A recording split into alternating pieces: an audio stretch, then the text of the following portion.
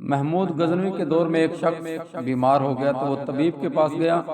طبیب نے کہا کہ دوا بنانے کے لیے جو چیزیں درکار ہیں تمام موجود ہیں سوائے شہد کی۔ اگر آپ شہد مہیا کر دیں تو میں آپ کے لیے دوا تیار کر دیتا ہوں۔ وہ شخص طبیب سے وہ ڈبیا لے کر شہد کی تلاش میں لگ گیا۔ شہد کا موسم نہ تھا، اسے کہیں سے بھی شہد نہ ملا۔ آخرکار وہ محمود غزنوی کے دربار میں پہنچ گیا اور غلام ایاز سے ملا اور تمام ماجرا اس کے عرض حال کیا۔ ایاز بادشاہ کے کمرے میں گیا اور بادشاہ کو سارا ماجرا سنایا۔ اس پر بادشاہ نے کہا کہ ہمارے پاس 3 مرتبان شہد موجود ہے، وہ جاؤ اور اس شخص کو وہ دے دو۔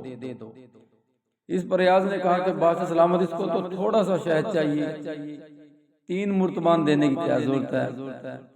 اس پر بادشاہ نے کہا کہ ایاز وہ غریب آدمی ہے، اس نے اپنی حیثیت کے مطابق مانگا ہے، میں کیونکہ بادشاہ ہوں میں اپنی حیثیت کے مطابق دوں گا۔